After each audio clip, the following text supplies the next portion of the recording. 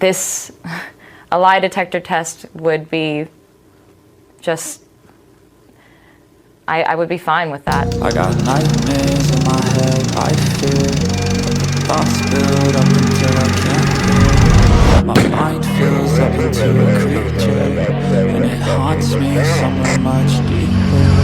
I got nightmares in my head, I fear the thoughts build up until I can't hear. That my mind fills up into a creature, and it haunts me somewhere much deeper.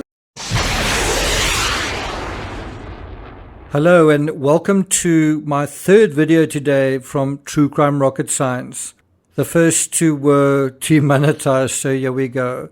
This case, if it isn't already abundantly obvious, wasn't so simple that Knox was convicted or acquitted during the first go-round. The murder happened in November 2007. The trial lasted until 2015, so it took the better part of 8 years for the law to run its course, and 17 years later we're still not done. It's also not accurate to say that Knox is completely innocent. You know, it's one thing to say she's completely innocent of murder, and that's an argument on its own. You know, but if she was completely innocent, she would have been compensated for 4 years spent in prison for a crime she didn't commit.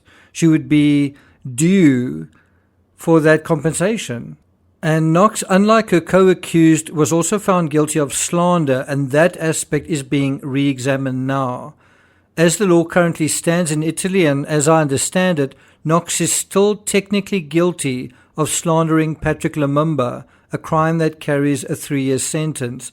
And so she does theoretically still stand to get, I believe, compensation for the additional year that she served. I guess one could even argue that if they do overturn the sentence, maybe she will be compensated, and who knows, that might be a lot of money.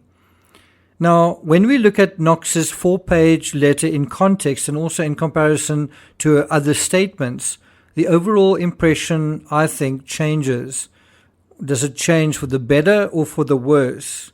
In all, in the week following Meredith's murder, Knox made 4 separate statements, 5 if we include her prison diary. Besides the 4-page letter which she wrote from prison and asked the prison to transmit to the public prosecutor, Knox made 2 separate confessions earlier the same morning, one at 5:45 a.m. and another at 1:45 a.m. So that's 3 statements, 3 separate statements on one day. Obviously, you could make life a lot easier for yourself to make one comprehensive, complete statement that doesn't need to be revised or changed or edited. We can deal with all of those statements as well, but before all of these statements, on November 4th, before exhaustion could set in, so one can't use that as an excuse. Also, when she wasn't being slapped by the police, when duress couldn't be a factor because she was at home, well, Celestida's home. Her home was a crime scene, and so she had to stay somewhere else. She chose to write an email, right? And she decided how long it would be. She decided what she was going to say. She decided what she wasn't going to say. No one can say her words were twisted or altered because she volunteered to write this statement. And this is that statement. We're going to deal with that here. Before we get to that, if you haven't subscribed to the channel, please do. If you're enjoying this analysis, please like, share, leave a comment. You are also welcome. I would really appreciate it if you hit the thanks button. I'm leaving for America in a week, and I could definitely do with some additional pocket money. And let's get started. So now let's look at Amanda's email to friends, November 4th, 2007. And this is what she writes. This is an email for everyone because I'd like to get it all out and not have to repeat myself 100 times like I've been having to do at the police station. Some of you already know some things, some of you know nothing. What I'm about to say I can't say to journalists or newspapers, and I require that of anyone receiving this information as well. This is my account of how I found my roommate murdered the morning of Friday, November 2nd. So it's really 2 days later, ostensibly, that she's writing this email, when the memories are fresh. Now, in the same way that John Bonet was supposedly found by John Ramsey, her father, at 1 p.m. on the day after Christmas, there is another scenario where she may have been found many hours earlier, and then there was, in a situation like that, there would have been time enough to stage a scene and write a ransom note.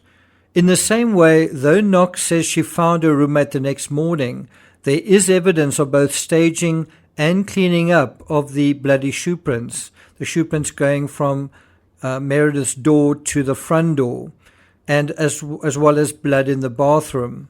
Did you know that part of the staging in the Knox case appears to be something that is made to look like a burglary? Now, why would a stranger intruder risk several hours to spend cleaning up a crime scene? And how would he know none of the occupants of the house would return if he didn't live there? Back to the email. The last time I saw Meredith, 22, English, beautiful, funny, was when I came home from spending the night at a friend's house. It was the day after Halloween, Thursday.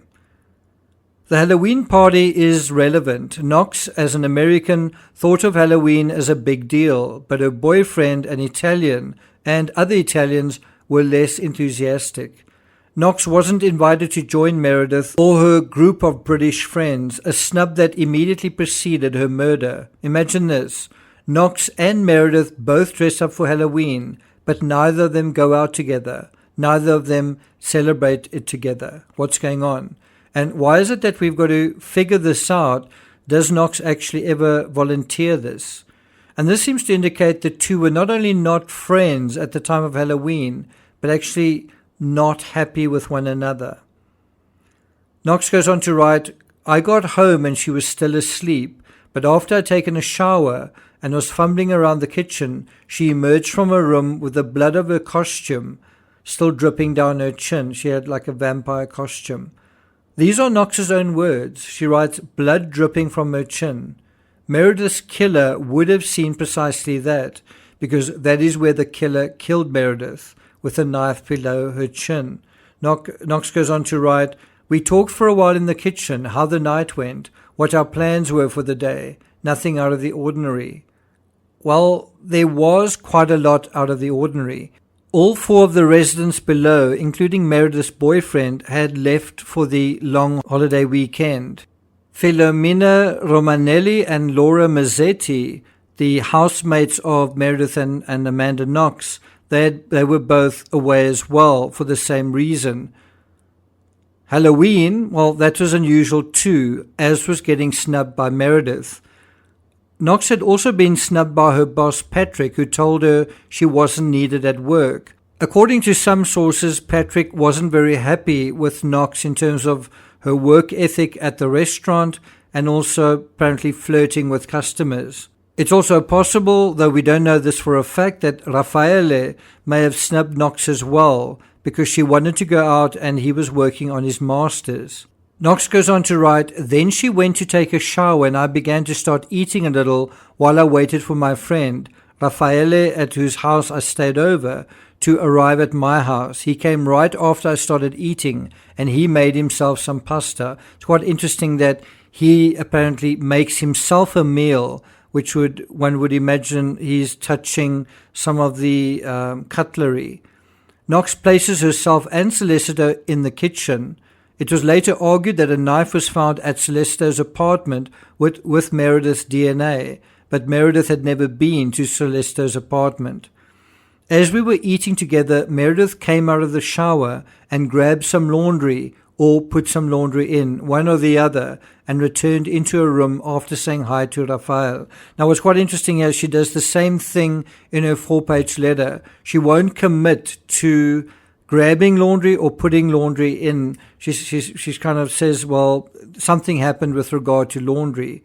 Now, when Meredith's body was found, so was a full load of washing, a load that had recently completed its cycle.